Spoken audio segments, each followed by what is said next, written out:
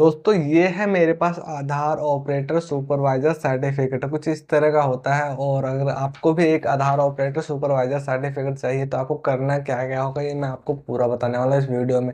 तो सबसे पहले मैं आपको बता दूं कि आधार ऑपरेटर सुपरवाइजर या आधार सुपरवाइजर सर्टिफिकेट लेने के लिए आपको करना ये होगा कि या तो आपको रजिस्ट्रार से स्टैंप और सिग्नेचर लेना पड़ेगा, या फिर आपको लेना पड़ेगा सीएससी से, या फिर अदर्स बैंक वगैरह होते हैं उनसे। तो सीएससी से लेने के लिए आपको क्या करना पड़ेगा कि आपके पास सीएससी आईडी होना चाहिए सबसे पहले ये। उसके बाद वो जो सीएससी आईडी है वो कम से कम 6 महीने पुराना होना चाहिए, और ऊपर से आपके पास 100+ ट्रांजैक्शन पर मंथ होना चाहिए, तभी आपको सीएससी आईडी की तरफ से आप आधार सुपरवाइजर या ऑपरेटर सर्टिफिकेट ले सकते हैं और आधार का काम कर सकते हैं। अगर आपको काम करना है आधार का और बाहर कहीं करना है, बैंक में या कोई किसी कंपनी में आपके पास आया है ऑप्शन कि आप वहाँ पे काम कर सकते हैं, तो आपको करना क्या है कि आप बैंक से जाकर स्टैंप ले सकते हैं। तो जैसा कि मैं आपको बता रहा हूँ, मैं आपको अपना बैंक से जो वो सर्टिफिकेट के लिए स्टैंप लगवाया है वो मैं आपको दिखा देता हूँ। दोस्तों ये है मेरे पास बैंक की तरफ से सर्टिफिकेट पे साइन, और यहाँ पे है इसका बैंक का स्टैंप जो कि मेरा पंजाब नेशनल बैंक का है, जिसके लिए कोई फीस नहीं लगती। आप बैंक में जाना है, आपको बोलना है कि मुझे, अगर आपका बैंक का नाम है तो कोशिश करना है कि आपका अकाउंट उस बैंक में हो, उसी ब्रांच में आपको जाना है।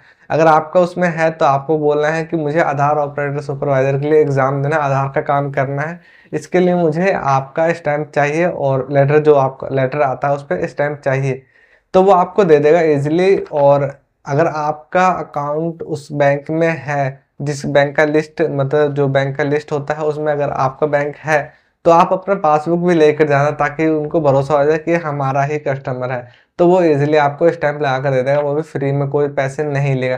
तो मैं गया था अपने बैंक में, वहाँ पे मैंने बोला कि मुझे आधार ऑपरेटर सुपरवाइजर का काम करना है तो मुझे स्टैंप चाहिए, मतलब लेटर पे साइन और स्टैंप चाहिए। तो उन्होंने यहाँ पे स्टैंप लगा दिया और साइन कर दिया है। यहाँ पे रह गया लेटर नंबर, आप देख सकते हैं यहाँ पे लेटर नंबर नहीं है, और यहाँ पे भी जो है कोड नहीं है। तो मैं आपको बता दूं, जो हम फॉर्म भरते हैं उसमें ये कोड कंपलसरी नहीं है, अगर डाल देते तो अच्छी बात है, नहीं डालता तो कोई बात नहीं। और जो लेटर नंबर है वो भी कंपलसरी नहीं है। मैं तरीका बताता हूँ कि कैसे करना है, क्योंकि जब मैं एग्ज़ाम देने के लिए गया था, ये सारी चीज़ें मैंने अपलोड कर दी थी ऐसे एज इट। तो जब मैं एग्ज़ाम देने गया था तो जाकर मुझे पता चला कि उन्होंने बोला कि इस पे लेटर नंबर लिख के लाओ, तो फिर मुझे नहीं पता था बैंक में आप कॉल करूँ तो कैसे बताएंगे। तो रैंडमली कोई सा भी नंबर लिख दो, 01234 या 054 125, ऐसा कुछ भी लिख दो, ठीक है, ज़्यादा बड़ा अंक नहीं लिखना, रैंडमली लिख दो, वो आपका लेटर नंबर हो जाएगा। इसको फिल करना ज़रूरी नहीं है, वो आपका जो है पहले से ही उनको पता होता है कि यहाँ पे क्या आएगा, ठीक है। तो ये हो गया मेरा फॉर्मेट लेटर का, लेटर हमने साइन करवा लिया। उसके बाद जब आप एग्ज़ाम देने जाओगे, तो एग्ज़ाम जब दोगे तो कुछ इस तरह का आपको सर्टिफिकेट मिलेगा। अब जो हम बात कर रहे थे उसका, बैंक का कोड का, तो यहाँ पे देख सकते हो आपके पास बैंक कोड इसमें नहीं है, इस वाले में आपका बैंक का कोड नहीं है। और ये जो सर्टिफिकेट है वहीं पे आपको तुरंत मिल जाता है, जब आप पास होते हैं तो वहीं पे आपको ये सर्टिफिकेट देखने को मिल जाता है, कुछ इस तरह का हुआ। और जो दूसरा सर्टिफिकेट है जो आपके पास बाद में आया है वो कुछ इस तरह का सर्टिफिकेट होता है, आपको दिखा देता हूँ। दोनों सेम है, बस ये जो है वहीं पे मिला है, और ये जो है वो बाद में हमारा जहाँ पे हमने रजिस्टर किया था वहां से हम डाउनलोड करते हैं। तो यहाँ पे आप देख सकते हैं, यहाँ पे बैंक का ये कोड पहले से लिखा हुआ है, 06 आई थिंक 053।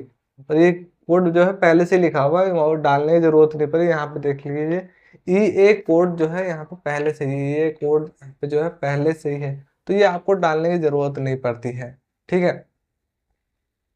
तो आप इस तरह से आप अपना जो है आधार सुपरवाइजर ऑपरेटर का एग्जाम दे सकते हैं। अब बात करते हैं क्वेश्चन आंसर कैसे आएंगे और कितने आएंगे। उसके लिए मैं आपको लेके चलता हूँ पीसी पे, और वहां पे आपको दिखाता हूँ क्वेश्चन आंसर कैसे आएंगे और उसके लिए करना क्या क्या होगा। तो वीडियो का एंड तक जरूर देखना, और वीडियो कर दीजिए लाइक और चैनल को कर लीजिएगा सब्सक्राइब अगर आप यहाँ तक देख चुके हैं तो। तो दोस्तों, जैसा कि मैं आपको तो अपना आधार सुपरवाइजर सर्टिफिकेट दिखा चुका हूं, और जो माई स्कोर अगर मैं दिखाता हूं, या चलो मैं आपको एक बार सर्टिफिकेट दोबारा से दिखा देता हूं। तो ये है मेरा सर्टिफिकेट, यहाँ पे मेरा नाम दिखा रखा है, सर्टिफिकेट नाम और रजिस्ट्रेशन नंबर, और सर्टिफिकेट मेरे नाम पर ही है। यहाँ पे सर्टिफिकेट नंबर दोबारा दे रखा है, और यहाँ पे एजुकेशन सेकंड लैंग्वेज जो है वो हिंदी, और ये कोड, ठीक है, जो कि बैंक की तरफ से मिलता है। अगर आपको ये कोड नहीं भी मिले तो भी कोई दिक्कत वाली बात नहीं है। पंजाब नेशनल बैंक की तरफ से हमारा स्टैंप लगा था, तो वो भी मैं आपको शुरू में बता चुका हूँ कि स्टैंप कैसे लिया था हमने, ठीक है। तो उसके बाद हम आते हैं यहाँ पे माई स्कोर पे। तो जब माई स्कोर पे आते तो आप देख सकते हैं 100 में से मेरा जो मार्क्स है 81 है, ठीक है। तो 81 मार्क्स जरूरी नहीं 65 प्लस चाहिए ही चाहिए, 65 तो कम से कम चाहिए सुपरवाइजर सर्टिफिकेट के लिए। अगर 65 से नीचे है तो आपको एक ऑपरेटर सर्टिफिकेट देखने को मिलेगा, चाहे आपने कोई सा भी वो दे रखा हो। ऑपरेटर सर्टिफिकेट के लिए 65 से नीचे होना चाहिए, मतलब 60 से नीचे नहीं होना चाहिए, 60 तो चाहिए चाहिए एक ऑपरेटर सर्टिफिकेट के लिए, लेकिन सुपरवाइजर के लिए 65 चाहिए। तो हमारा यहाँ पे 85 है। तो आपको एग्ज़ाम क्लियर करने के लिए आपको करना क्या होगा कि आपको जाना है, तो दोस्त आपको एग्ज़ाम क्लियर करने के लिए आपको करना क्या पड़ेगा, आपको जाना है, एक न्यू टैब लेना है, और यहाँ पे आप सर्च करेंगे NSC IT का एग्ज़ाम क्वेश्चन पेपर। तो यहाँ पे आधार UIDAI का जो है ऑफिशियल वेबसाइट का लिंक आ जाएगा, तो यहाँ से आप डाउनलोड कर सकते हैं। मतलब वेबसाइट नहीं खुलती, डायरेक्ट डाउनलोड हो जाता है, ठीक है। तो यहाँ पे आपको सारे चैप्टर देखने को मिल जाएंगे 1 से 5 तक, और 77 पेज है। तो अब जो क्वेश्चन है वो 400 हो गए, लेकिन इसमें कुछ एक्स्ट्रा ही है, तो कोई दिक्कत वाली बात नहीं है। आपको सारे क्वेश्चन देखने को मिल जाएंगे, जैसे अध्याय 1, और अगर हम नीचे जाएं अध्याय 5, पूरे अध्याय 9 तक आपको देखने को मिल जाएगा, चैप्टर 9 तक, ठीक है। तो आपको सारे क्वेश्चन पढ़ने हैं, इसको छोड़ देना है सिर्फ यहाँ पे आपका क्वेश्चन, ठीक है। उसके बाद आपका ऑप्शन A B C और D, और यहाँ पे आपका है आंसर।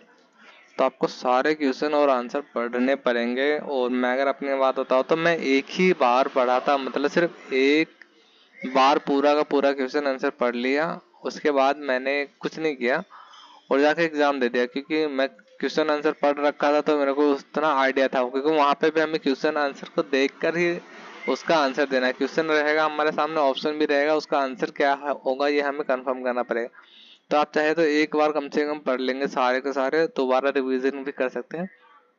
लेकिन मैं ये कहूँगा कि आप दूसरों की वीडियो ना देखकर आप एक बार PDF को पढ़ना जरूरी है।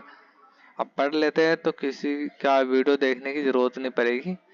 और कुछ एप्लीकेशन भी आते हैं जिसमें आप इसका प्रैक्टिस कर सकते हैं। नहीं तो आप यहाँ पे जो है NSC IT के इसमें भी अगर आपने अकाउंट बनाया तो वहाँ पर भी आपको एक दिखाया जाता है कि वहाँ पे आपको लर्न के लिए आता है, या जो है टेस्ट के लिए आता है, डेमो टेस्ट आता है, तो वहाँ पे आप डेमो टेस्ट दे सकते हैं। तो कुछ इस तरह से आप अपना वो कर सकते हैं। और अगर आपको वीडियो थोड़ा सा भी पसंद आया तो वीडियो कर दीजिएगा लाइक और चैनल कर दीजिएगा सब्सक्राइब। तो मैं आशा करता हूँ कि आपका जो है एग्ज़ाम काफ़ी अच्छा जाएगा और आप पास तो ज़रूर हो ही जाएंगे होंगे।